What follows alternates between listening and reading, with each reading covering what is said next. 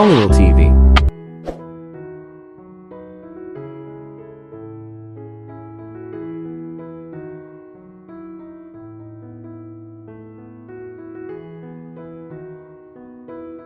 One Sunday ay dinayo siya ni Roxanne sa bahay. Tulog pa siya nang dumating ito. Katunayan ay si Roxanne pa mismo ang gumising sa kanya. Ganun naka-welcome sa bahay nila ang kanyang best friend.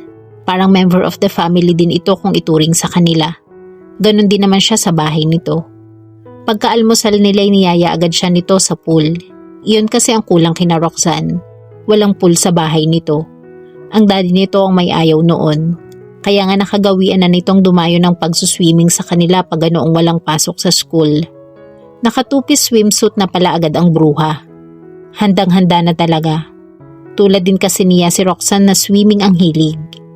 Doon na rin sila nagkwentuhan. Anong ginawa mo? Sinagot mo ba naman? Of course not. At bakit ko gagawin yun? Mamaya nun isipin pa ng Troy na yon na may gusto rin ako sa kanya. No. Wala nga ba?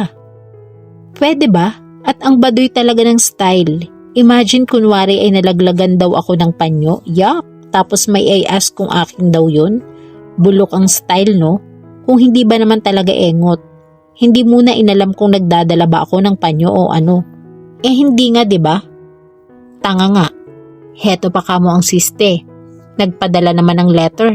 At kung ano-anong tall phrases naman ang ipinagsusulat. Nakaka-turn off naman talagang style. Natawat na iling si Roxanne. I'm not surprised. Lagi ka naman talagang may pinta sa kahit sinong lalaki eh. Hindi no? Pero gwapo ba yung Troy? Nag-isip siyang bigla ng pwedeng pagkukumparahan dito. May nahagip ang tingin niya. See that tree? Itinuro niya ang isang puno doon. The orchids attached to it. Yung bunot na lalagyan ng orchids, ganon ang itsura. Ang lakas ng tawa ni Roxanne. Binihusan siya ng sinalok sa kamay na tubig. Pero ang pagtawa nito ay biglang natigil. Oh my gosh, am I dreaming? Zaira, kurutin mo ko bilis. Sinundan nga niya ang tinitingnan nito. Gaga, ano bang pinagsasabi mo dyan? Halos walang kurap ang tingin nito sa nooy papalapit ng si Kenneth. Nakangiti naman agad ito sa kanila. Hi, bati nito sa kanila. Pwedeng mang-abala sandali? Tanong nito. Mas sa kanya iyon sinabi dahil sa kanya ito nakatingin. Ang ganda pala ng mga mata nito. Ngayon lang niya napansin. Sure, ang daddy bang tinatanong mo? Oo sana wala yata siya. Sabi ng maid nyo ay nagsimba kasi sila ni mami. Darating na siguro yun. Kung gano'n ay hihintayin ko na.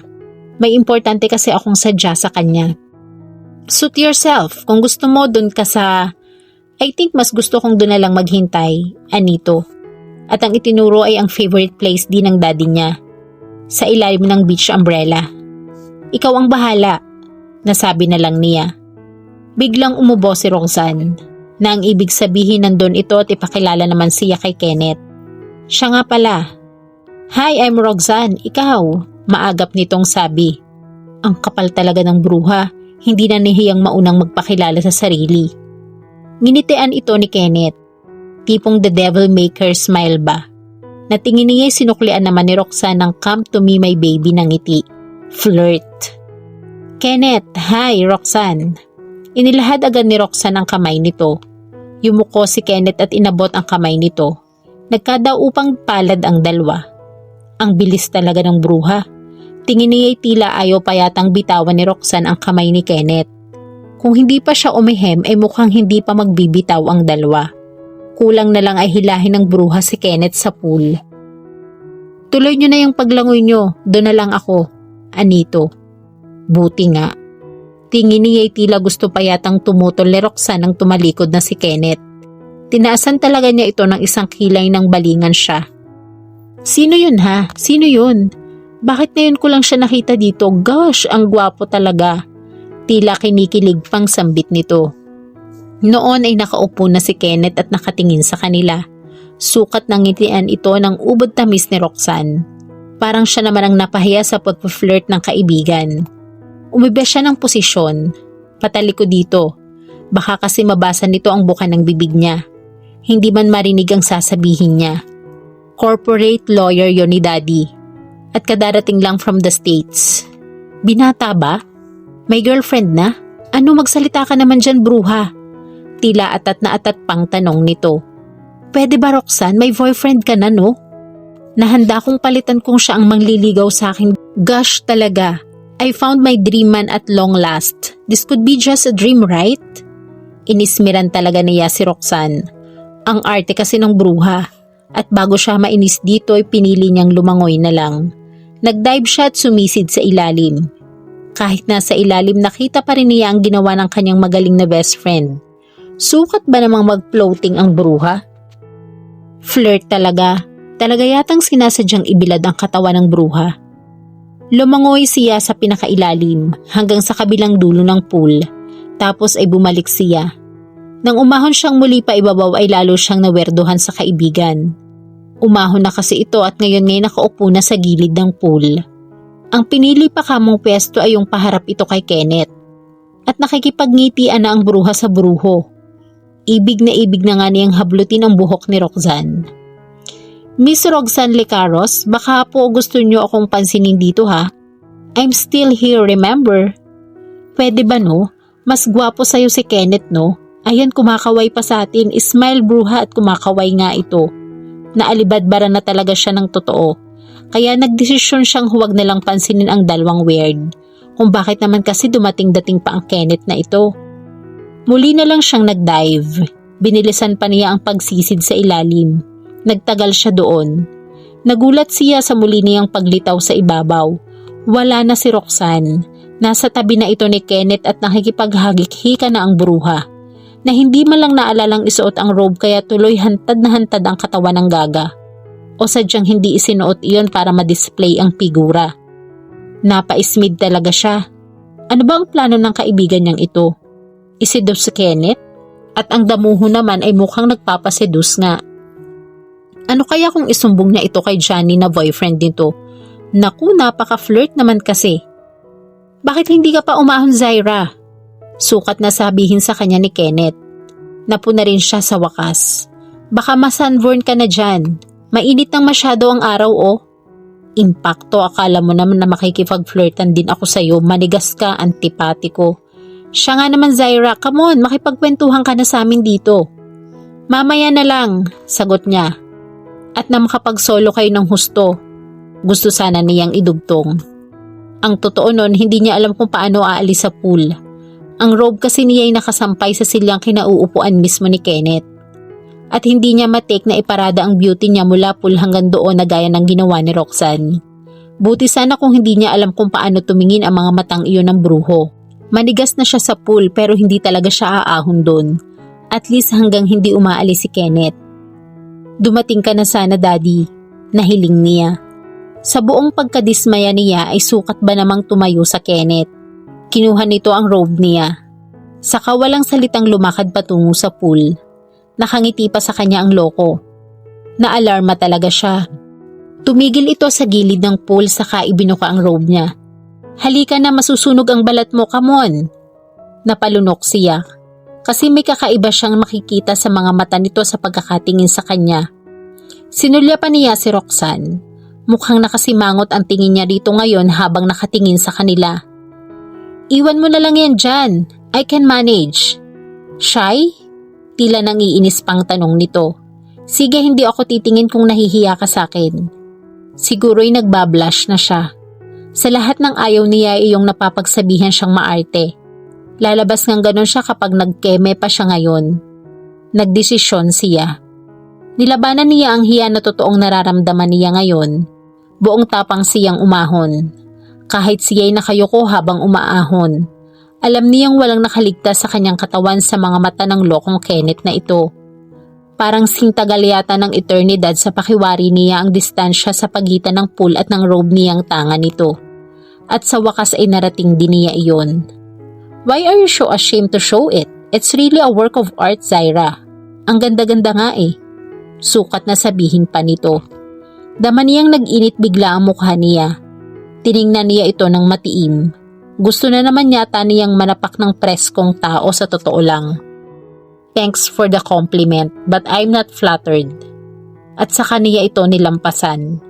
Pinikol niya ng naiinis na tingin si Roxanne saka siya nagtuloy-tuloy patungong kabahayan. 5 minutes pa bago mag-time at nasulyapan na niya sa labas ng classroom niya si Roxanne. Sumenyas itong hihintayin daw siya. Nang mag-bell ay nilabas niya agad ito at sinita agad. Ang alam ko may klase ka pa. Ako last period ko na to. So anong sadya ng mahal kong best friend? Mataray niyang sabi. Hanggang ngayon kasi medyo inis pa siya dito dahil sa inakto nito kahapon. Pwede na akong hindi umattend sa last subject ko, tara. Saan? Sa office ng daddy mo, di ba sa Paranaque yun? Kinutuban agad siya sa motibo nito. Hantaran niya itong inismiran. Pwede ba Roxanne, tumigil ka na nga sa kabaliwan mo no? Malapit na akong mainis sa'yo sa totoo lang. Bakit? Masama na ba ngayon ang mag-admire ng tao? Crush ko lang naman si Kenneth please naman Gusto ko lang siyang makita, please samahan mo na ako. Then what? Iiwan mo like a hot potato ang boyfriend mo, ganon? No way. Kung gusto mo, ikaw na lang. Ayoko maging constituent sa krimeng gusto mong mangyari.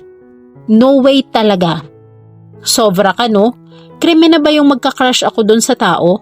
Sa talaga namang gwapo, di ba? Malay ko sa'yo. Halika na kasi, don't worry. Hindi ko naman planong palitan si Johnny ko. Crush ko lang talaga si Kenneth. At parang napapaglinhan ko lang makita ganon. Sige na, for favor lang. Ayoko sabi Nagseselos ka lang yata What? Shock talaga siya sa sinabi nito.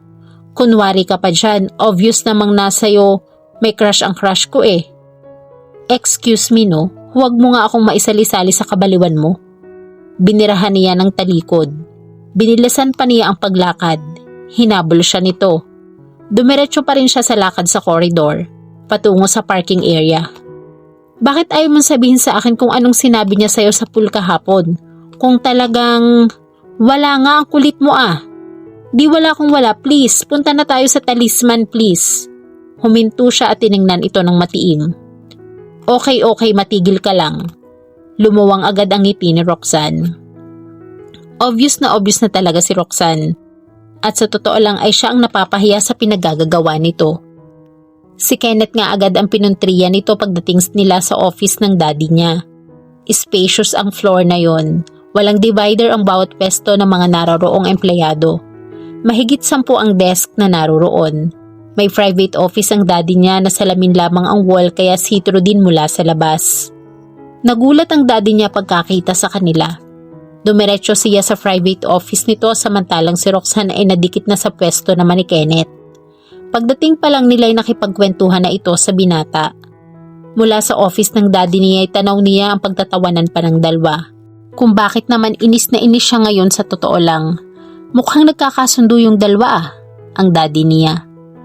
May boyfriend na si Roxanne, dad. Kung bakit iyon ang naisagot niya ay nagtaka rin siya sa kanyang sarili. I see. Kung ako ang boyfriend nun, magseselo siguro ako. Nagkibit balikat lang siya. Siguro nga'y may napupuna na rin ang daddy niya kay Roxanne. So, what brings you here? Heto na po, kailangan ko nang maglubid ngayon ng dahilan. Naku, talagang masasabunutan ko ang Roxanne na to. Kasi dad, may pinuntahan siya dyan sa malapit. Nagpasama nga sa akin. Malapit na rin naman ito so we decided to drop by. Ganon. So halip na mag-comment ay pinakatitigan lang siya ng daddy niya. Para tuloy bigla siyang naasiwa. Why are you staring at me like that? Dad? Nothing, am I? Iningusan niya ito.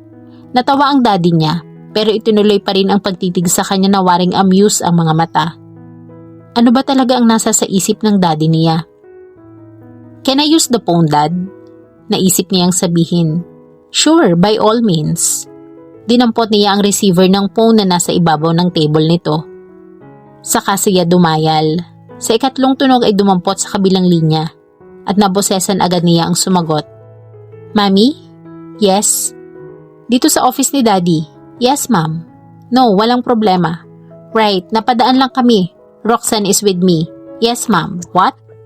Nag-react agad ang mukha ng daddy niya. Inakala marahil na may hindi magandang nangyari sa bahay. Pero para sa kanya ay hindi maganda ang ibinalita ng mami niya. Nagsisituloy siya kung bakit nakatawag-tawag pa. Kanina pa ho ba? 30 minutes ago? May ano kaya kung paalisin nyo na? Kasi naman, ang haba ng ipinaliwanag ng mami niya. Unethical daw, bad point sa party niya. Babaeng Pilipina, etc. etc. Tumataas talaga ang kilay niya. Okay, I'm coming. Oho, uuwi na ako ngayon din. And ma'am, will you please tell him na feel free kung naiinip na siya sa... Oo na nga, sige, bye. Ano yun? Tanong agad sa kanya ng daddy niya pagkababa ng auditibo. Meron bang nangyari sa bahay?